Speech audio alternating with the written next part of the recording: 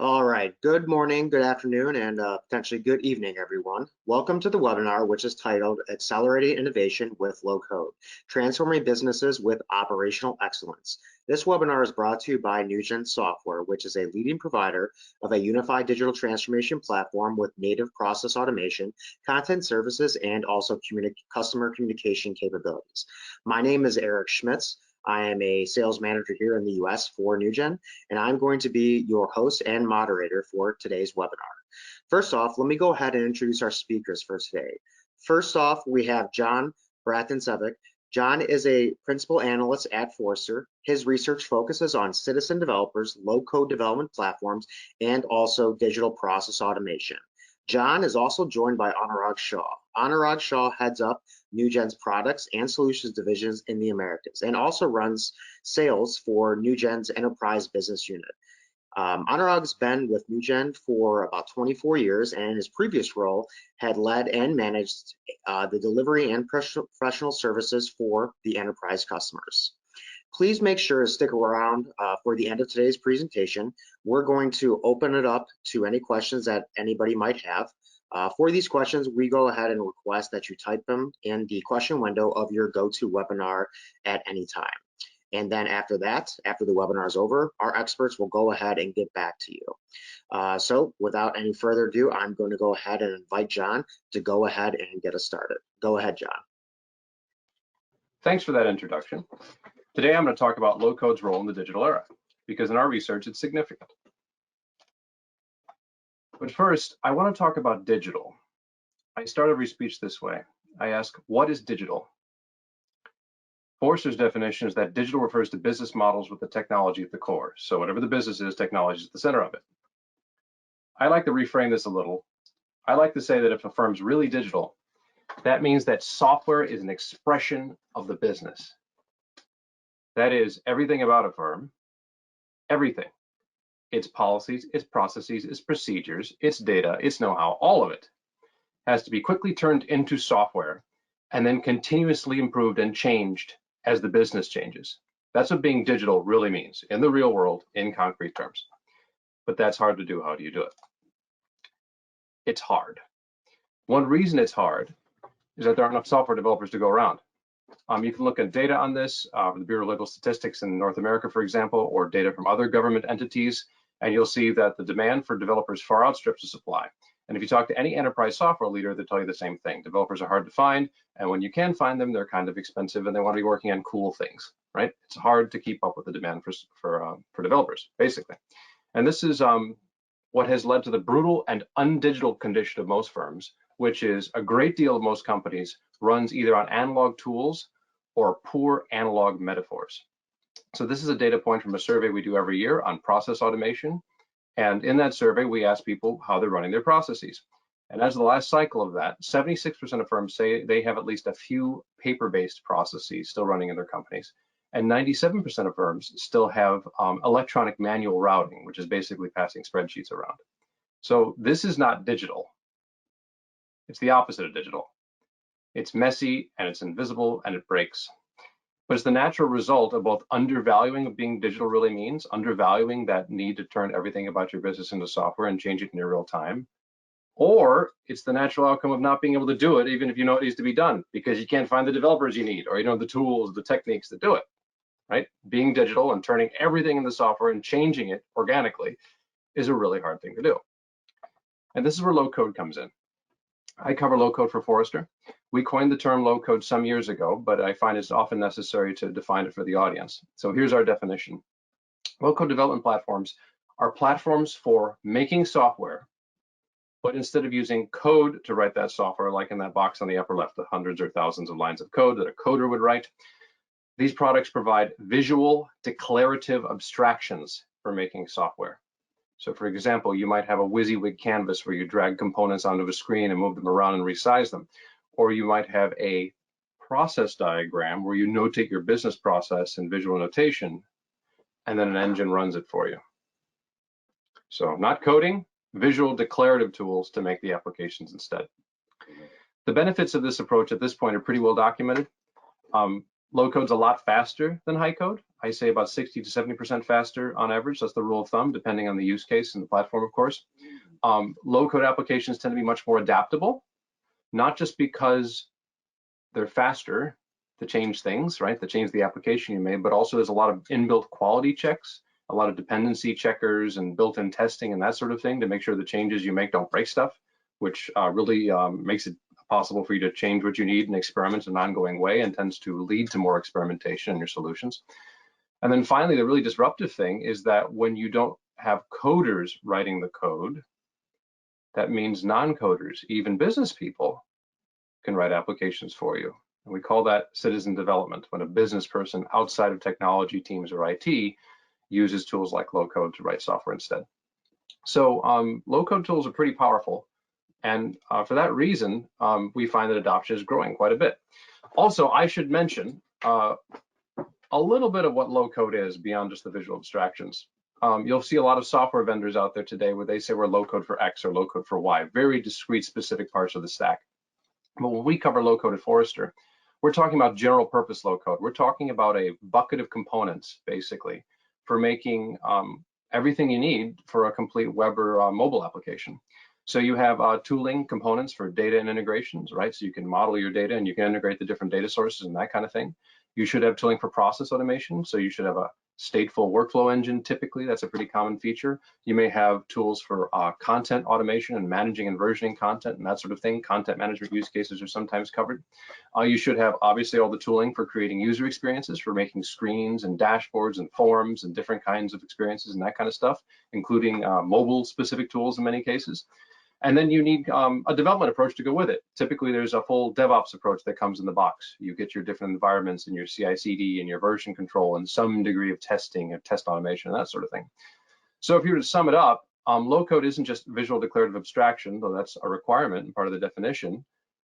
The vendors we cover are platforms for making applications. They have all the components in the box you need to make a variety of business applications. And the three segments we track within low code are these. We separate first by persona and then for one specific high-end use case. The two green boxes on the left are the ones I cover as an analyst for Forrester. So for low code generally, we say there are two key segments. One is low code for citizen developers, which are platforms for allowing people outside of technology teams, people with less technical knowledge to make applications, the citizen developer. And these products generally, their big purpose in life is to make it easy to develop. Their goal is to make it simple and pretty and intuitive so a non-technical person can produce a piece of software effectively. The second segment is low code for professional developers. There's still visual declarative abstractions. There's still the components in the box for making web and mobile apps and running them through some sort of life cycle. But the depth of the tooling tends to be much more enterprise ready. They tend to be suitable for more complex or mission critical or enterprise use cases. And they usually allow for more coded extensions and things like that. The difference with these platforms is most of them, not all, but most that meet that sort of higher functional standard tend to be too hard to use for the average business person. They haven't been tuned to make it easy for the average non-technical user to develop an application. And then finally, the third segment we track is called digital process automation. These are the products that came out of what used to be called the BPM world. They start first with a workflow notation and a process orchestration engine. They sort of take a process view to all applications or most applications. And what we see in the market is that these three segments are converging and that automation is a core use case of low code platforms. So for the time being, we track these separately, but we see the personas and the use cases actively blurring, right? Where automation is commonly done in many low code platforms. And many automation platforms are going to market as low code platforms and adding other parts of the stack and so on. So all visual and declarative, all a full stack of stuff, but increasingly more of a Venn diagram and how they play out in the real world. And in our data, because of these benefits that I articulated, at this point, low code is a fully mainstream option for software development. A few years ago, this number would have been a lot lower, but as of our last developer survey that we do every year, we send out to a few thousand people, 71% of developers say their firm has already adopted or plans to adopt in the near term a low code platform.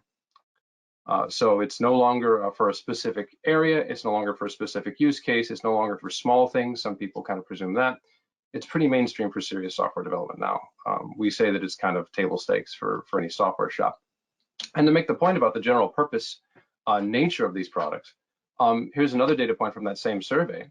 When we asked the developers who were using low code, well, what are you building with it? You can see we gave them options for a wide list of use cases, and there's not a lot of slant to the chart, right? Actually, the numbers are pretty close together. A few years ago, when we asked this same question to developers, there was quite a bit of difference between the top category and the bottom category. Core application development, for example, was something like 13%, I think it was 2 cycles ago.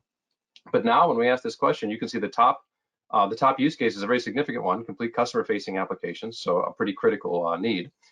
And then 3-4 clicks away at 34% is core business applications, which by any measure is an important one, right? Like that's what core objectively means. And going back to the point about the 3 market segments and how they're gradually converging, you can see that business process or workflow applications, which historically was a whole separate business and a whole separate industry and a whole separate set of software vendors, it's the number 2 example on here. It's even with the top example. So the point here is several things. Increasingly general purpose. You can see there's a wide variety of use cases people are using, and those purposes are critical. In many cases, these are large, complex enterprise apps. They're not just small things, even though small things are also in scope. And then the why behind it is also interesting. The benefits of speed, those are real. The benefits of quality, those are real, and you can see them on the list here. But the top 2 reasons are more concerned with the who develops than the how or the what.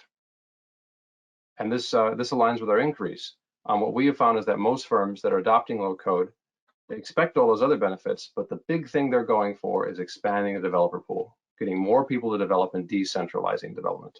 That's kind of the driving force behind the adoption of low code. It makes sense because that's the most potentially disruptive factor of the thing. And out in the real world then, when people apply these tools, it's really interesting. As they begin to decentralize and democratize development, they find that they have started to come up with new development techniques to use them. So if you go back to the Agile Manifesto on the left there, there's a lot of values that are implied by that. And if you look at the way firms are actually in the real world developing with low code, they have developed new techniques that what we're starting to call sort of inherently agile. They're more agile than Scrum, and they're more agile than coding from scratch ever could be, frankly. So for example, shorter development cycles, that should be pretty obvious because low code's faster. But in low code shops, you see things like more collaboration. You see examples like developers going and sitting with end users and creating an MVP in an afternoon instead of taking requirements and then running through a sprint and bringing it back, right? They'll actually sit and make it with the person, and they'll say, move this button here or add this process step here or whatever. Like it's immediately collaborative with the person looking at the screen together. Like you can't do that with code, it's impossible. The teams tend to be smaller. We generally think that smaller teams are more effective. Low code teams are generally smaller because you can get more done with less people. And the roles tend to be more fungible or more multidisciplinary. So the analyst can also be the developer, can also be the scrum master. This is very, very common. The tools abstract the different techniques enough that one person can do multiple things more effectively. So even for enterprise applications, it's pretty common to see 2 or 3 people build very large, complex applications with all of them kind of doing all the different steps of the SDLC. And on down the line, as you'd expect, there's less documentation that's required because it's low code, because it's sort of self-documenting, because it's visual and declarative, which is another agile thing. You can see it on the manifesto there. And then finally, at the very bottom, what I consider the most inherently agile technique of all is pure citizen development when business users are making the app themselves. So there's no handoff or translation of requirements or back and forth. It's like the right side of the brain talks to the left side of the brain, and the person who really knows what is needed makes the application and supports it and implements it. And I don't think there's a more agile way to develop in the world. But you can only do that with low code, really. That's the only way to bring the business users into the process that deeply.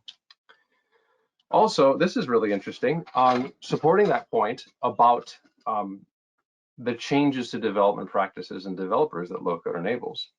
We have a whole bunch of data on how low code developers are different than high code developers. And if you were to sum it up, you'd say that professional low code developers, so these are professional technologists and IT people, are business focused and technology advanced. So they wear multiple hats. Like I said earlier, they might be the analyst and the developer both, and the scrum master. They're also much more likely to measure their teams in terms of business outcomes. So they care about increased revenue, increased quality, improved customer experience, things like that. Those are the formal metrics they measure their software teams to versus things like story points completed or whatever. And then finally, the really astonishing kicker is they're not just working on simple or small things, right? You might presume that because they're using abstracted tools that this is for smaller apps or simpler apps or less complex apps or whatever. But these low-code developers, the professional developers using low-code, are actually working on advanced use cases much more often than their coder colleagues. So things like IoT apps, things like using container orchestration, things like building applications into microservices, which is complex if you know anything about it. The low coders are actually the ones doing that. So what's emerging is that your professional low coders are much closer to the ideal of what an engineer should be, focused on the business outcome of the software they're making and working on technology advanced use cases. It's very interesting. So if you net that out, then this impulse for democratization, business people building apps, business people and technologists collaborating on building apps in low code, acquiring technology skills. These business people end up becoming technologists / business people who build apps in low code. And then if you start from the technology side, like the people we covered on the last slide, they end up becoming business focused and tech advanced professional developers. So the net is the low code developer is the business first, multidisciplinary digital problem solver. So low code is directly enabling a new kind of developer persona and a new way of making software. It's not just about, oh, it's a little bit faster or easier or whatever. It changes the dynamics and the team composition, the way things get done. And that's pretty powerful. So what does this mean? I went through what low code is, what some of the benefits are, what the use cases are, some of the techniques people are applying because of the benefits low code brings, and how that's impacting the development teams themselves. The net is there's a big economic impact on how all of software sourcing should work. And the boundary between build and buy is blurring massively, which is a quote from an actual architect we interviewed on this exact subject related to low code and build versus buy. We published an entire report on this, on how the economics and the algebra and the decision making of build versus buy decisions in enterprises is changing and has to change. Okay. In the course of that research, we looked at a bunch of data, interviewed a bunch of people at all different parts of software, right? End users and software companies and development shops and everybody in between. And we found that 4 traditional build versus buy assumptions are outdated in this digital era where you have things like low code available. I won't belabor them, but we need to go through them. The first traditional assumption that fails is that most companies assume that buying something off the shelf will be the easiest and cheapest and most effective option available. And in the real world, especially enterprise, that often isn't the case anymore. There were many case studies we went through where, in some cases, identical organizations or different parts of the same organization, one bought the enterprise solution off the shelf and tried to install it and implement it. The other one created a bespoke solution with modern tools like low code. And the off-the-shelf thing was way more complicated and way more difficult and took much longer. So that assumption that off-the-shelf is always going to be faster and easier is no longer the case. The second wrong assumption is that custom development must necessarily be too complex or too expensive to do. And because of the economic benefits of low code I went through, that's no longer the case. We spoke to multiple firms where they felt that in many cases, because of low code and other things, bespoke software was actually easier than off the shelf. It was faster and cheaper and easier. The economics of the process have changed completely because of these technologies. Also, there's another assumption that fails. Most or many software sourcing organizations historically have viewed each need as a discrete one, meaning we have a need, we're going to find the best software solution for that need in its own little vacuum. But the reality is, in many cases, there are benefits to putting things on common platforms, right? So having common platforms where you can either develop or acquire solutions on top of that platform, and then you get things like a consistent experience for users, you get skills leverage for your developers, you get consistent administration, you get easier integration, things like that, right? So this is another benefit of having platforms that are abstracted and connected, is you get a lot of other benefits as you accrue more and more stuff on top of the platform. And then finally, the big assumption, the really big assumption that's just wrong now, is that many firms still overestimate how similar businesses are. But if you recognize that earlier point about what digital really means, turning everything about a business, everything about it into software and changing that software in near real time, that means every business is actually really unique, right? Every business is a snowflake. So you need to create a lot of bespoke software to be digital. You can't just buy a bunch of off-the-shelf stuff and just say, that's our architecture, we're great. And there's just this little part that needs to be changed here or there. That doesn't work for a really digital firm, right? Because that's why all those workarounds have accrued over the years, because that's what they've been doing. Thus, our current assertion at Forrester is that build versus buy is a bad way to think about software. You're not going to build stuff in scratch from code all the time, nor are you going to buy stuff off the shelf and just install it. That doesn't happen in the real world. The way you should think about any software sourcing decision is that you have these two choices in a spectrum between. One is customize, taking something off the shelf that is intended to be customized and changed, i.e., for example, it's built on a low-code platform where you can change and develop easily and quickly, as I said, or compose, where you use either a low-code platform or components and services that are available on cloud platforms and things like that, and assemble the solution you need. You don't have to code it from scratch. It's a very different algebra of risk and cost and time. It's completely different than it has been in the past. And in general, our assertion is the pendulum of enterprise software is swinging more towards bespoke, more towards composition. And the closer you get to the customer, things like e-commerce, it's very obvious. The closer you get to the customer, the more you need those bespoke solutions. You need to change them all the time and actively engage in development. But it also cuts back into what we call customer operations, the business processes that support the customer. If they slow down or accrue in non-digital places, it isn't good. You're not digital anymore. And then it even cuts back to things like core business applications, where stuff like billing, which you consider a very cut and dried, boring thing that shouldn't have to change. Sometimes that has to change too, if you're really going to be digital. And in this context then, and you can read the report, we go through all of these, we say there are now 5 pragmatic solutions for modern development. And the one right in the middle, the sort of balanced option across the 5, is low code, because of all the things I described. Because of the full stack nature of it, because of the speed and quality of it, and because of the new techniques that allow you to incorporate more people in the development process and produce software in a different way. It's a very practical way to be digital and create a lot of that software you need. Just so you know, I'm not just speaking in abstract. Here are 5 examples of industries where we saw low code directly affect build versus buy. I won't go through all of them, but I'll pick one, financial services on the left.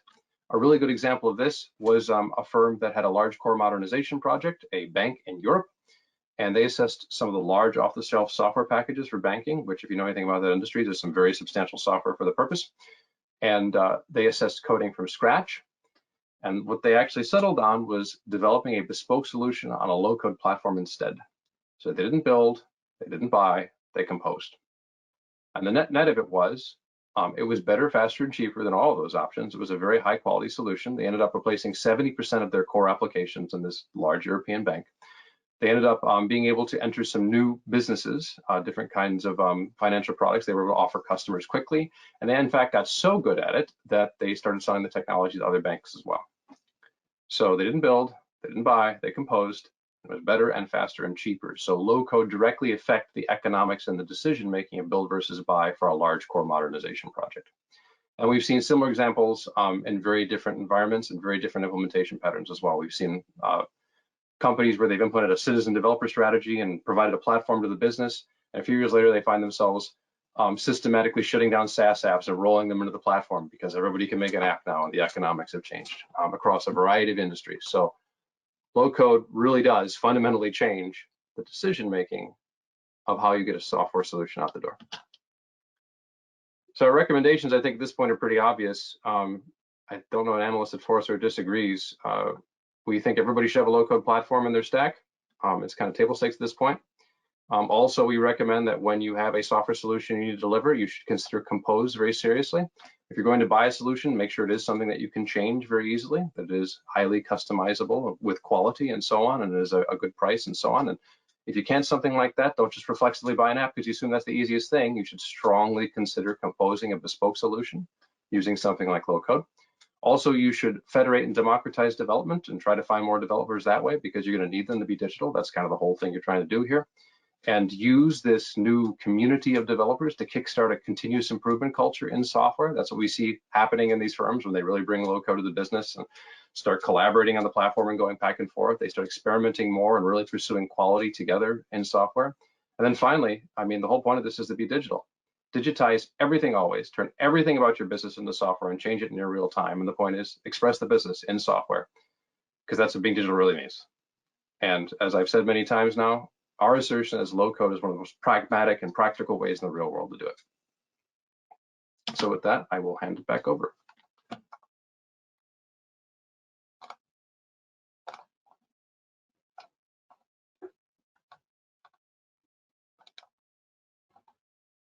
All right, great. Thank you.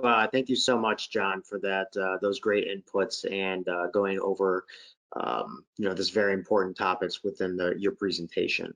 So for our next speaker, we're going to go ahead and move over to Anurag to go over how NewGen is aiding this motion. Go ahead, Anurag. Sure. No, that was a great insight on low code and what low code can do. And what I'm going to do is kind of taking a leaf or a segue from what John spoke about. I'm going to touch upon a couple of aspects from NewGen 1 platform, which is a low code, of course, but also what it has done for a few of our customers in the real life use cases and some of the benefits from there. So let me. So when we look at when we go and meet our customers, we see that there are three primary objectives with which the organizations are trying to adopt low code or trying to go digital and take the digital initiatives. One is and foremost is definitely customer experience, which is driving their top line, which is improving the customer acquisition, giving a satisfied services and those things. But the second, which is more to do with their internal operation, the excellence in their internal operation, their employees' experience, how streamlined is their operations, and whether the performance and those things are getting enhanced. And that relates directly to their bottom line. So improving the bottom line is essentially the excellence in the operational activities. And the third, and one of the other very important aspect that we hear mostly from the CFO and COOs is the innovation in business. How can you unlock new business opportunities, grow your business while you are taking care of the customer experience and the operational excellence? So if you see, we see, and John talked about it, customer operations, customer engagements, core applications. So essentially how we look at it is front end, mid office, and back office. Those are the three layers that we see in that perspective. So if you look at the front end, you got to embed the decisioning systems, the tools like artificial intelligence, machine learning, to achieve those straight-through processing, to achieve those no-touch operations for those real-time outcomes and decisions. Bring those processes, connect those processes to your mid-office, where you design the processes for minimal work on the front end and maximizing the operations in the back, in the middle office for, again, maximizing the efficiencies. Optimize processes for low touch or no touch or high touch operations, essentially low touch and high touch operations with efficient handling of exceptions, callbacks, approvals, deviations, and those kind of things. And then you automate end-to-end customer journey to have the value delivered across the chain without any leakage of information, through comprehensive integration of front, mid, and back, and achieve the cost saving owing to efficiencies, productivity gains, and those things. So here is NewGen 1 platform, which is artificial intelligence-led low-code automation platform with the content and communication infused in it. So if you see right in the middle, you see those 5 blocks which constitute this platform: the BPM, or the intelligent business process management, the erstwhile workflow, and all of those aspects where you do the where you have the orchestration engine, you have the master data management, process modeling tools, RPAs, and so on and so forth. And then the second one is the decision engine, where it is leading edge technologies driven like artificial intelligence, prescriptive decisioning, continuous learning, those kind of things to participate into your low code development and automation. ECM is your content lifecycle, intelligent ingestion, intelligent document processing, so anything and everything to do with the content. And it is not just limited to the paper or the scan or the email. It includes today audio, video, and several portals, mobile, all of those channels. CCM is your communication with your customers, with your partners, with your vendors, with your suppliers, with your agents. In different industries, there are different external constituents. So on demand, batch, broadcast, collaboration, everything to do with your communication.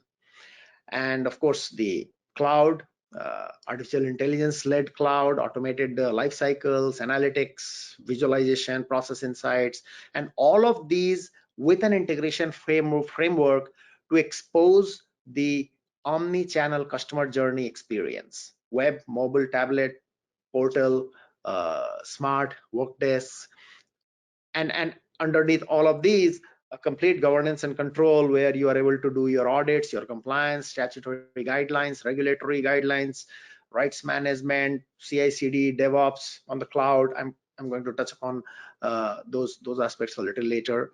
Security. And this platform that I am going to go a little bit deep into in my subsequent slides are recognized by the leading analysts like Forrester, Gartner, and consistently for like about 14-15 years. What that tells our customer, or what that brings our customers, is here is a platform which is not only contemporary, but it is continuously innovating, evolving year after year, bringing new technology, bringing new features, and remains contemporary. The other thing which is unique to NewgenONE One platform is the organically developed all of these components, not as a part of mergers and acquisitions and acquired third party and then struggling to integrate with each other. These all are seamlessly integrated, pre-integrated, shares same code base, same technology, same API, same web services. So in any permutation and combination, the customers are able to use these blocks. So if you see another view on the front, mid, and back that I was talking about. So on the front, you have customer interfaces, you have customer communications. In the middle office, you have those workflows, those smart content-enabled intelligent work desks, business activity monitoring for visibility and monitoring. And in the back, you have those integration catalogs to connect to your core systems, to connect to your GL, ERP, bringing the audit and compliance together, process intelligence, bringing the process intelligence by combining the process and the core systems data together. So what does this low code and all of these tools ultimately deliver to the customer or to the organization? Automation at scale. That's what we are looking at. And we see that it requires a structured approach.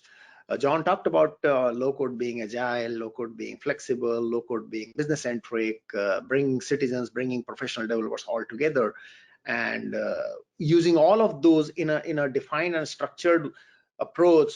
We see that organizations will be able to automate not one or two in a piecemeal approach, but multiple, concurrently 5, 10, 15 different digital initiatives, different process automations, different application modernizations they can start. So you got to drive people, system, and processes across departments. And the NewgenONE platform that we just talked about, it is built for automation at scale, like with reusable components like integration services, interfaces, workflows, decisions. The processes that you deploy there can be exposed as microservices, which can be consumed in third-party portals, desktops, or portals and desktops developed using low code. The platform provides a strong governance model for smooth implementation. You also look at establishing a center of excellence, wherein you bring in the members from business, from IT, from implementation partners, again, marrying and tying those business and IT together. John talked about that, taking technology people towards the business side of the house, bringing business to the technology side of the house, blurring that line and merging that line together. And in all of those, Newgen can partner for training, for architecture review, for governance definition. It can have oversight of for rollout of processes, initial few processes, and then customers can take it themselves. And such a center of excellence that I talked about, it also enables reasonable time frame, automating in reasonable time frame, and setting up the organization for continuous process improvement. So those are it, and at the end of it, it is driving efficiency, it is bringing customer satisfaction through comprehensive automation. The other aspect of low-code implementation is orchestrating these existing systems that you will have in the organization, the core systems, the middle office systems, the business backend systems, or the business applications. So the journeys, if you look at customer journey, these traverse through, of course, people, processes, and systems, depending on different stages and different areas.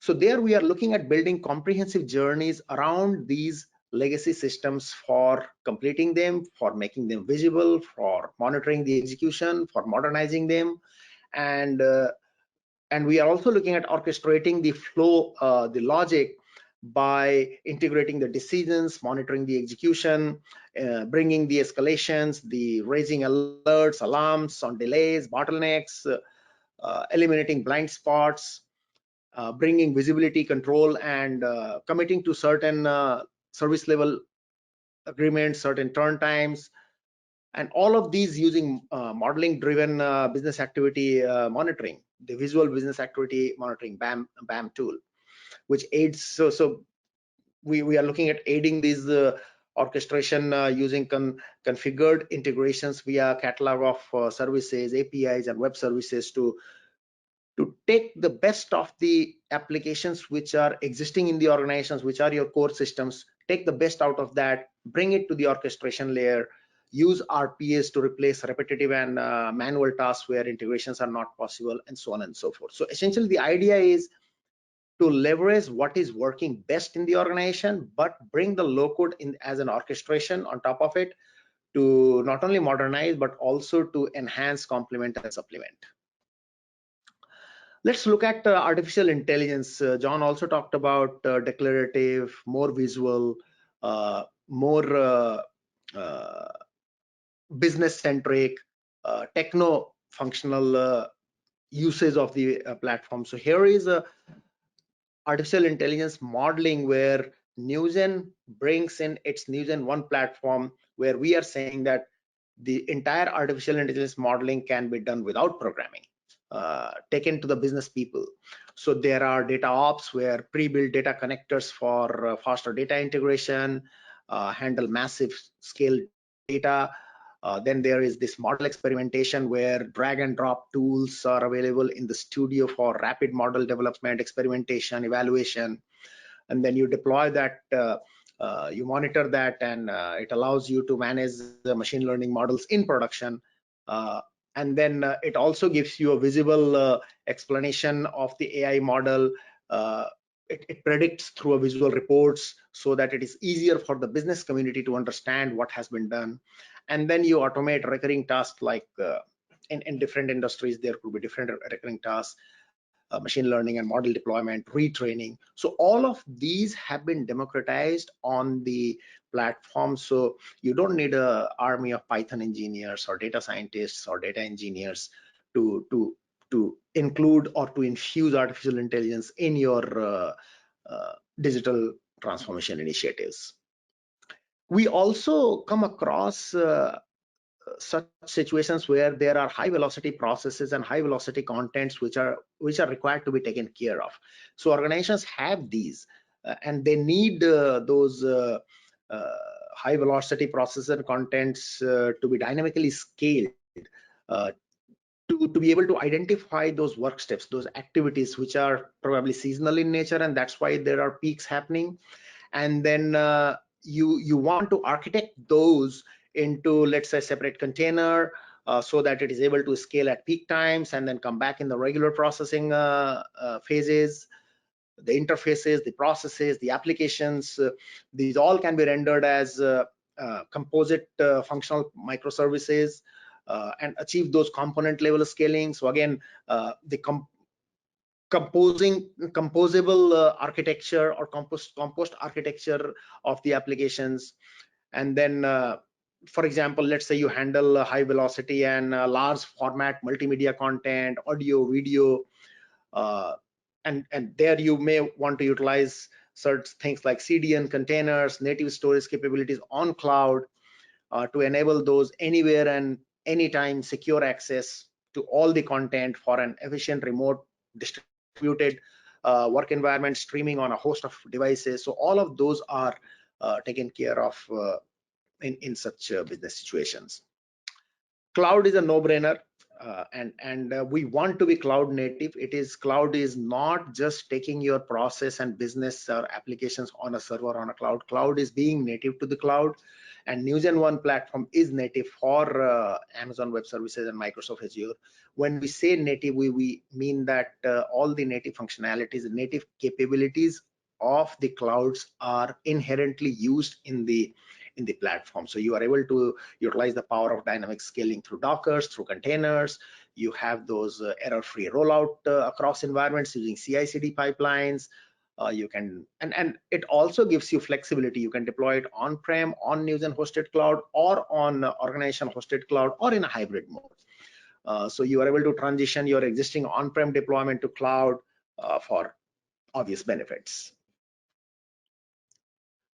Let's see how the content plays a part into these automation, into these transformations. So there are different channels in a document journey, in a content: paper, email, portal, mobile, you name it. And these journeys encompasses flows through, like I said earlier, front, mid, and back. These content and data, if you look at these constitutes things like proposals, things like contracts, brochures, product documents, terms and conditions. And if those are in form of paper, maybe those are lying in drawers and cabinets, or if those are in the form of electronic files, maybe those are lying in shared drives, desktops, emails, outlooks, exchanges, and that's where those are. So when you look at the management of those content, such unorganized content is one, obviously prone to getting lost, but more than that, the right content is often not found when it is required, and then the governance and audit trails, which are critical all the time, are missed there. So how do you bring those content into the enterprise applications? You extend your enterprise applications through working with the content. So the things like microservices, web APIs, pre-integrated add-ins for things like Microsoft Office applications, for enterprise applications like your ERP, your core systems. You work on content, enable your users to work on content seamlessly from your host applications, and being able to, let's say, search on content, view the content, merge, split documents, collaborate with other users. So we are saying that there is an integrated desktop within the core systems, within your business applications, which brings the content within your contextual process. So we are looking at facilitating that new way of working, a hybrid working, cloud as your centralized ecosystem, better employee experience, which inadvertently will translate into an increased productivity and results in rendering those proportionately better customer experience. Everybody is talking about sustainability, so it has become a new business reality. So our customers are looking at being more electronic, tending towards paperless, minimal resource consumption via cloud, and front, mid, and back office digitalization. So you enable the sustainability initiatives in your organization. So wrapping this all up, right? We talked about tools like intelligent decision system, business activity monitoring, RPAs, content communication. So all of these tools in the NewgenOne platform, what does it do? It allows you to build for change. You are able to build applications and journeys, and you are able to change those changes and enhancements, which are quick to configure and deploy. John says better, faster, agile. Automation at scale. We talked about automation at scale, transforming enterprise-wide with speed through the platform and structured methodology, orchestrating across packages and systems which you have today. Maximize the value from your existing investments by enhancing the responsiveness of those systems and applications, leveraging artificial intelligence for continuous innovation, obviously, and then transformation and scaling with cloud. So with that, let me conclude my presentation with a real world case study. This is for a life and annuity US insurance carrier, where they were having two, like this is about their operational digitalization, operational automation, contact center automation, and that part of it, which directly has a implication or directly has a impact on the customer experience, because that's the department which is taking care of the existing policy holders, their agents and their producers, the service requests which are coming in for managing those customers. So there were two legacy applications on the policy side. More than 150 different workflows were there to manage those requests, which were financial in nature, non-financial in nature, administrative in nature. Documents and contents scattered across 4 legacy repositories with a couple of 100 million documents, 40 terabyte of content. We looked at that, and we transformed those entire 150 workflows into 14 simplified, optimized, and intelligent workflow processes on NewsIn1 low-code platform, consolidated all of those 4 legacy repositories in one intelligently artificial intelligence infused smart indexed repository, wherein if you look at the nature of insurance companies, these policies which are living the life of 10 years, 15 years, 30 years, 25 years in the past, in all of these years, hundreds of transactions or hundreds of interactions would have happened with the policyholder or their agents on their behalf, and hundreds of those contents would have been collected in paper, in email, in calls, and so on and so forth. And today, when you are processing one of the service requests for such a policyholder, you may have to look into certain things which may have happened 5 years back or 10 years back. You may not even know that something has happened there. So that's where the artificial intelligence infused smart index content, if you have, which can pull those in the context of the process that you are doing and show it to your, let's say, contact center person or your knowledge worker in the back office or middle office who is working to render that service. It changes the paradigm of the entire customer experience. So obviously business benefits, lower cost, improved efficiency, and most of all, strategically having a stable and configurable platform with easy API integration to the 2 legacy applications policy administration systems. And this is not the end of it. The customer is continuously bringing more initiatives, combining with self-service on the web for higher degree and a broader range of transaction automation, expanding to future growth, to interact with other backend applications to further up the transaction automation. So with that, it brings to the Q&A session. Back to Eric, and see if we have questions from our audience. Great. Thank you so much, Anurag. Let me go ahead and check to see what questions that we have. First one, this is actually going to go to John. John, given the evolving technology landscape, how do you see AI and machine learning playing a role in the future of low-code development and its impact on digital business transformation? Well, AI services are a pretty standard feature in most low-code platforms. We heard a little bit about that already. So it's pretty common to have, the components abstracted and available as something you can use while building your application to infuse into applications. So in general, that tends to accelerate adoption of AI and democratize it to a great degree.